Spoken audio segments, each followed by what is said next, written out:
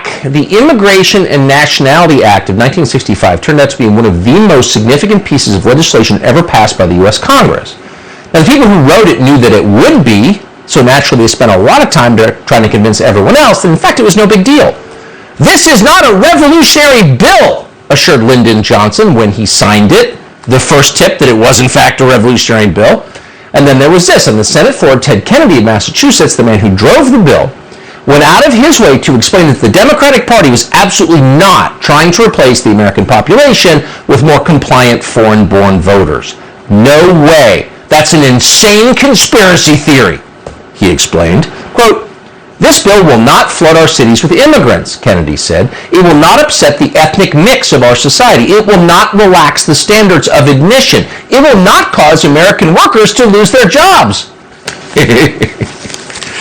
It's all bitterly amusing when you look back at it because, of course, that is precisely what this bill did. This bill changed America completely and forever. And the numbers show it. In the years since that legislation passed, the United States' total population exploded by 140 million people. You're seeing that chart on your screen right now. What direction does it point? Well, steadily upward. That's the population. Now, where did all those people come from? There's nothing wrong with more people. The question is, who are they and where do they come from? Well, what you're seeing is not the kind of organic growth that you would see in a healthy society that's become more prosperous and welcoming of families. It's not like people who are so confident in the future they decide to have more kids. No, it's just the opposite. Exactly the opposite of that. In fact, since Ted Kennedy's bill became law, birth rates among native-born Americans, which are the clearest possible measure of optimism in the future, those have dropped off a cliff, and you're seeing that chart on the screen now. It's the inverse of the first chart. This chart points downward. In 2020, the most recent year for which we have data, the overall fertility rate in the United States hit the lowest point ever recorded, and that was before COVID. This country is now well under the so-called replacement level. That means if we continue on this trajectory, and no one's trying to take us off this trajectory, eventually there'll be no more native-born Americans. So you put these two graphs together, and what do they show you? Well, they show you a number of things, but here's the main one. Sometime around 1965, our leaders stopped trying to make the United States a hospitable place for American citizens, their constituents, to have their own families. That used to be considered the central task of leadership, perpetuating the population. If people are happy and confident, they'll have kids. They're vested in the society, and if they're not, they won't. That was their job. So they stopped doing it, and instead they just imported new people. That's literally what happened. Now, you're not allowed to point this out, of course. The media become absolutely hysterical when you do because it's so obviously true. What's interesting is that if something like this happened in any other country, say in China or Japan or Nigeria, the populations of those countries would likely revolt because you can't do that. The leaders of the country can't change the population of the country, especially in a democracy, without the consent of the existing population. So if those populations in, say, Nigeria, for example, revolted, the New York Times would be deeply sympathetic to their outrage. Again, you can't just replace the electorate because you didn't like the last election outcomes. That would be the definition of undermining democracy, changing the voters. But when it happens in this country, there is mandatory media-enforced silence. And in fact, if you notice it's happening, it's your fault. You're immoral. You're a racist. But it has nothing to do with race. It's about change, and it's absolutely real. The majority of population growth since 1965 has come from immigration, not from Americans having more kids. In 1965, the number of permanent illegal migrants in this country from Latin America was essentially zero. There were migrant farm workers, but there were no huge populations of people living here illegally. By 2008, that number had grown to perhaps 20 million people. They lied about it, but the best estimates suggest it was tens of millions. And then came Joe Biden. Joe Biden accelerated that sad trend beyond what anyone thought was possible. The foreign-born population is now growing by 132,000 people every month. That's more than triple the average high under previous administrations. It's double Barack Obama's highest totals.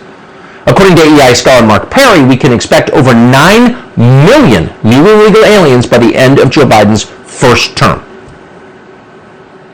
Nothing like this has ever happened in this or maybe any other country ever. And it's happening for one reason. It's not natural, it's the product of a policy choice. Joe Biden promised amnesty to anyone who makes it across our border.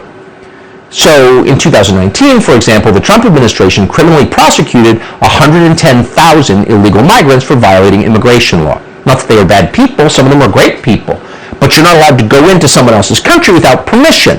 That's what a law is. And if you ignore the law, you are no longer a real country. You're something less than that. You're a failed state. So you have to enforce the law, including immigration law. But Joe Biden stopped doing it. Last year, Joe Biden prosecuted fewer than 3,000 total. That's according to DHS data obtained by the Washington Free Beacon. It's a drop of nearly 98%. So naturally, people are coming. Because why wouldn't you want to move to the United States? Knowing that when you get here, you will be treated like someone who deserves to be here and given every possible public benefit. You'd be crazy not to come. And so they are, in massive numbers. And then traveling, often at public expense, paid for by you without your knowledge, throughout the United States. Watch one border agent continuing because neither party is interested in stopping it. On this question, as on foreign policy, there's only one party, the Uniparty, and it's aligned against your most basic interests, no matter what color you are, by the way. Instead, both parties are finding new ways to give American jobs to foreign-born applicants. 62 Republicans just joined, to their eternal shame, with almost every single Democrat in the House to pass the National Defense Bill. Now, tucked away in that $840 billion piece of legislation is a plan to give away even more American jobs to foreign workers, as if we need this now. So now the children of H-1B visa workers will receive citizenship because their parents took jobs in this country? Huh? How does that work exactly? Shut up! Racist! Again, it's not about race. It's about economics and social cohesion, both of which they're destroying. Now, according to our Congress, fewer jobs for Americans somehow makes this country safer. That's been their plan since 1965, and since 1965, both parties have supported it.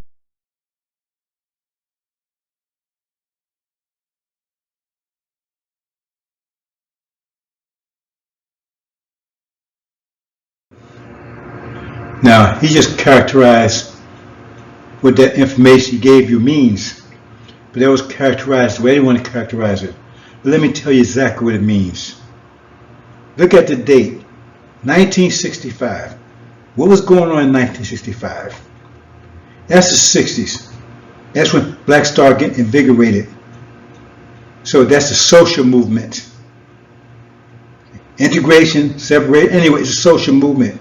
You had two different mindsets in the black community, but still was a social movement. A decision whether you want to integrate or segregate. And so many blacks rose up and wanted to integrate. That's the MLK side of it. And at that point, this was in the middle of expansion of the industrial complex. Industrial age. Industrial age started in the 1860s. 100 years in, now it's really kicking off. America's really winding up, firing up its furnaces and its plants, industry, creating all kinds of jobs. And black folks are starting to assert themselves, because I said they're getting energized. They got that 50-year burst of energy every 50 years. And they saw exactly what that would mean, because that would mean blacks would have, any blacks, from their point of view, we're all the same. Except they use the demon blacks against us. But for financial reasons and those type of, we're all the same. So we're going to have access to money, lots of money. This continued on with Reagan, because Reagan did some things too along that. Anyway, it's constant policy. You're going to see, they said both parties were complicit with this. And the Democratic Party is supposed to be standing for black people, so they claim they didn't want to promote it, but the other party, the Republican, they was right on board with it.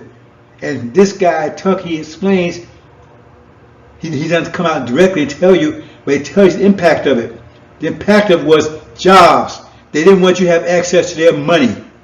They didn't want you to have access to their money because their money is what controlled They used that to control this society. They didn't want you, because before that, you had no access to their money. Very little.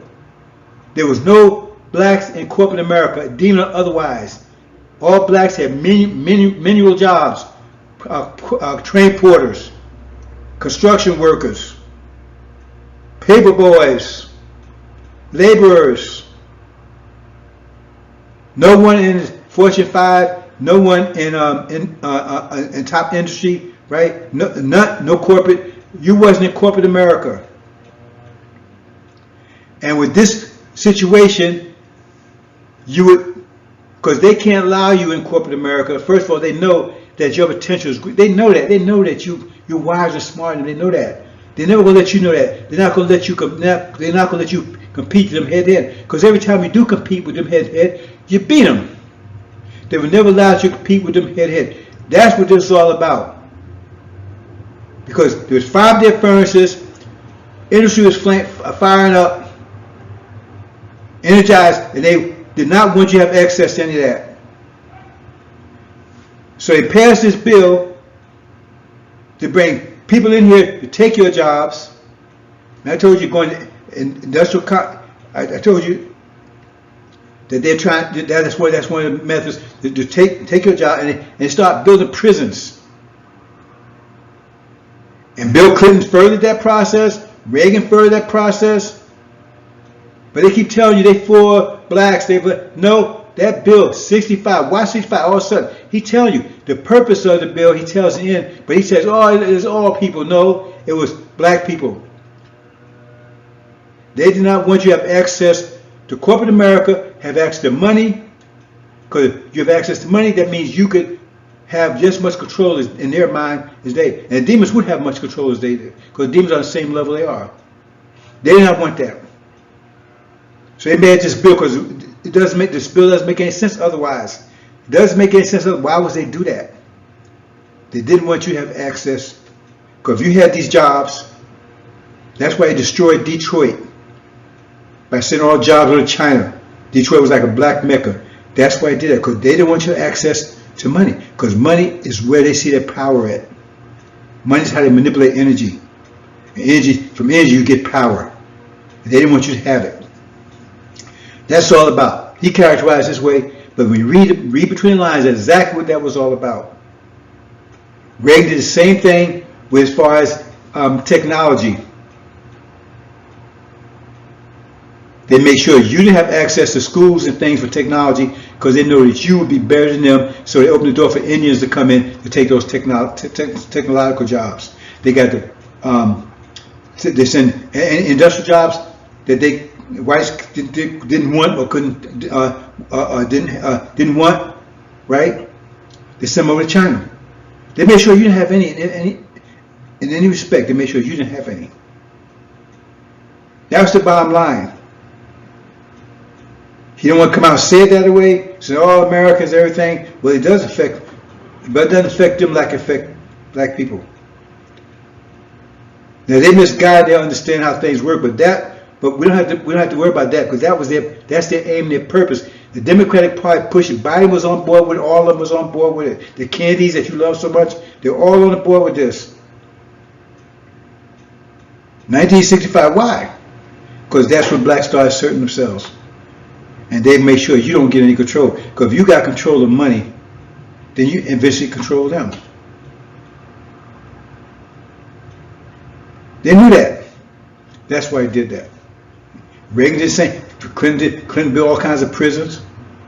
He said even more jobs overseas. Reagan did the same thing. He did the technology. He stopped you from getting educated, so you wouldn't have to access that technology, and gave it to Indians. And they built more prisons. They brought drugs in to drug you out, and you still keep saying, "Oh, we love these." See, the demons are saying that, but understand, you got to recognize who demons are. They're not your brothers. They're not your sisters. They're not your kinfolk. So stop paying attention to them. Start paying attention to your own people, because it's affecting you. The demons, they got them set up because some demons have been able to break through. And you see them and you think, "Oh, I can be." Same thing was when you was on the plantation, right? They was the house niggas. You was never gonna be in the house because they was master's children. But they use that. Oh man, if you work hard, you pick an extra bale of K. One day you could be in the house too, and you can stop eating shitlings. And you can have some shoes. You can have decent clothes, and have some of you believe that, and never occurred. One day we might even free you. That's what's going on there. Read between lines, brothers and sisters.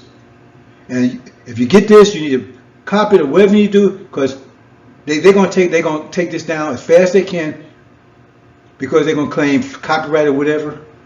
So if you can copy it or whatever you need to do, if you think it's worth it, and spread it around. But this is what this really. I try. See, he's telling you the truth. He's not characterizing it right. He's telling you the facts. I put it like that. He's not characterizing it, the truth of it, but he's telling you the facts. And those are facts right there. Those are facts right there. So now there wasn't that many blacks in prison before 65. Go check out the black population in prison before 65.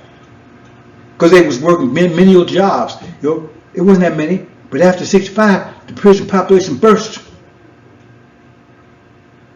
Because they've taken your jobs away. And so what was you left with? And they brought drugs in, and all of a sudden, man, you got millions of black folks in prison. And you count how many in prison, but you ain't count how many is effectively in prison on parole and all other things, and they felons, so they can't get a job anything else. So they're effectively still in prison. But we're all in prison because we're still under their domination. Hope you understand, bro and sister. That's what this is really about. So they can characterize any kind of way you want to. That's what's really going on there. And Democrats led it. Your beloved Democrats, they led it. Black Caucus, all of them, they led this. And one other thing too. What happened right after that? Remember, they tried to right after that. What happened?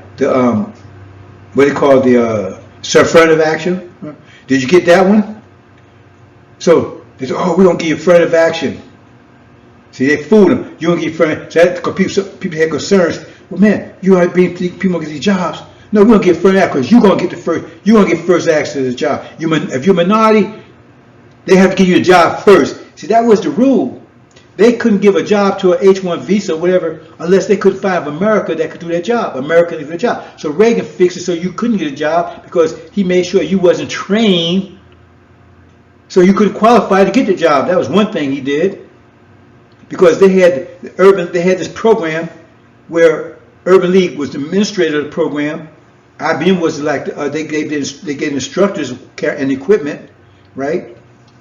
And you went and it's like learn how to program. It was 3 months, and they paid you while you was going. And they guarantee you a job. If you came out of the top 10%, they guarantee you a job in the community. And Reagan stopped it cold. And then that's when he started bringing Indians in, because they didn't want you to get those jobs, because they found out the reason why they had that program, because they did demographics. That's what they do. They call SID, SIC codes, Standard Industrial Codes, SIC. Look it up. When every time a new industry come in, the computers just come in. The computers just start coming in the 70s, right? Remember, this is 60s and 70s we're talking about. That critical period where everything was, the economics was changing this country and was open up, and there's more demand. Remember, demand, supply. But they didn't want you to be the supply. There was demand, but they didn't want you to be the supply. So they did, when they saw computers coming online, they said, okay, we need to do they always do this for every industry, new industry. They do a demographic to find out what people are best suited for that particular technology. And they start training them, so be ready for it. And they found that blacks, they don't want you to know this, that blacks was best suited for programming. And so they started that program. The Urban League and IBM, and local industry. Because I went to the program, I was just talking. I came out first in my class. I made sure, with the name like Raheem, I knew it was going to be a problem, and it was a problem.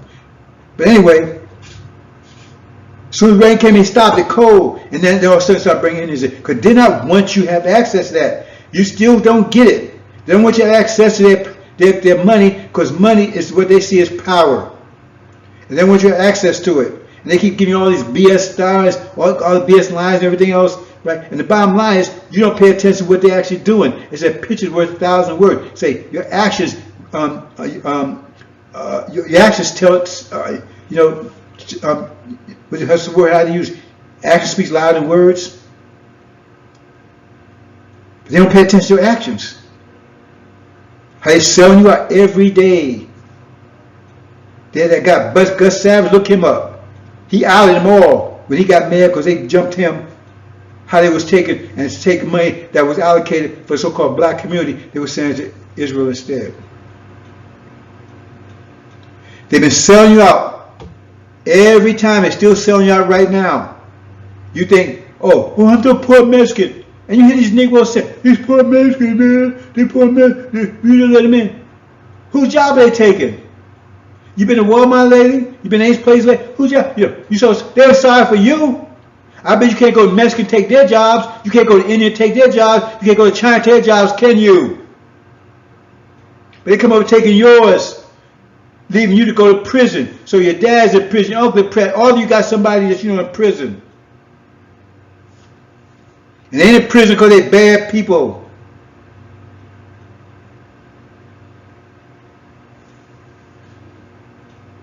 The Demon-Cratic Party. So when these Negroes jump in and tell you that, there's probably a demon pushing it, because that's their job, to keep you confused, to keep you going on the wrong track, because they're your role model. You take them for a role model, and you ain't gonna never be like them. You'll never be successful like them, because this is there. It's like a dog trying to be successful in the ocean. That's never gonna happen. You'll get eaten by a shark. This is their ocean. We dry land. But we can make it the ocean. So now it's we dry land. Then they can't successful on our turf. So that's what's really going on there. Read it carefully. See, don't go by his characteristics. Just look at it, analyze it, and you see what I'm saying is absolutely true. It was aimed at you. Oh, let me get back to that was something about the affirmative action. See how you got sold out on that one? See, they come, right, what do you want? Reparation, all this kind of stuff. Like you can bleed these people. Ask the American Indians, the trees they made with them, where they're at. They're back on a reservation, they were nothing. They made solid trees with those people. People had states, Colorado, those states was there. That was a whole territory where they're right now. There's some little hole in the wall someplace. You can't bleed people with trees they make, anything everything they make is just lies. They say they want, you're going to bleed, then you're going to get, I always talked about this, all this kind of stuff, you're going to make agreements with people. You need to get away from them as far as you can, as far as east from the west. But you take this affirmative action thing. So they sign that, and you go, oh man, now we got it now, because we don't have to worry about those people coming. See, they told you, those people coming, they ain't going to take your job. See, so they going to solidify it. Affirmative action, if they come, you don't have to worry about it because you will get those jobs first. But first you can be qualified. How are you going to get qualified? And now, back then, you go to school for college for little or nothing. Now you got to pay an arm and leg. Now it's Biden's doing. He could stop it right now, but he ain't going to stop it because they don't want you to get educated. They want you to stay dumb and ignorant so you have access to their money. Because you got to have some. You can't get access to their jobs and things unless you have some kind of qualification. They want you to have a degree or something. Because when I was in contract, I'm not going to forget about affirmative action. When I was a contractor, doing my contracting business, right? I don't have a degree. Got to teach myself. And every time I had, you have asked me, do I have a degree? I said, I don't have a degree. I got 10 years experience.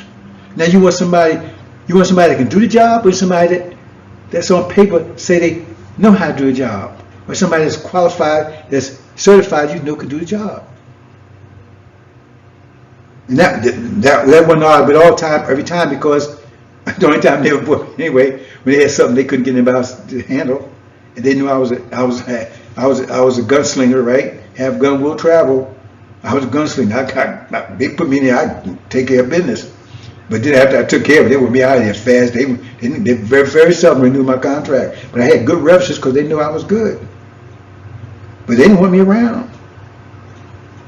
Because I didn't go to that first. I didn't go to their BS education thing, getting $80,000 in debt, going to a school where a teacher picks up a book and teach me from the book, when I can go read a damn book myself. Only difference is that that person went there and paid $50,000 for a teacher to read him the book. I went to the library and spent 50 hours learning how to do it my damn self. Didn't pay a dime. And was better at it. You don't understand, bro, that you gotta have a degree. Why? It should be, are you qualified to do the job? It's all BS and you ain't getting it. But back to the affirmative action situation, they told you that these Negro butts and these demons went up there, yeah, and they signed the paper. Remember language, minority. So you see, minority. So you assume, like Mr. Ushaj say, when you assume something, you make an ass out of you and me. Assume ASSUME. Before the ink was dry, they classified women as minority. Now, women are not minority in this country. So they got all those jobs that opposed went to affirmative action. You got shit, you got back in prison. You see it, the game? Oh, man, we see the two black people. Hey, man, we going to get, you got none of those jobs. And white women went to corporate America, then they had abortion, all these different things like this, so women can qualify, say would be bound down at home, and then feminism, all that kind of stuff. So they burst into the job market, and now they're in corporate America. Because by that time, they not only had black folks down, they had the women down too. But the women was getting the benefit of the men that was in corporate America. But rather for you to get up there, they said, hell that, when men are a minority, so women got all the jobs with the corporate America, you went to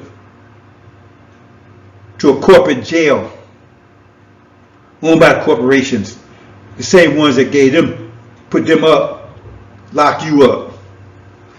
Hope you understand, brothers and sisters. I'm gonna leave it there. Like I said, I don't know what you need. If you think this is interesting, you need to copy it or whatever you need to, because if I put it up on YouTube, I know it's not gonna last for long, and they might even send it up because they're gonna say, oh, copyright or whatever, and Facebook might be just as bad. All right, so I'm gonna put it up there and see how long it lasts.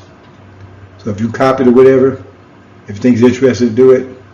Otherwise, Assalamu alaikum.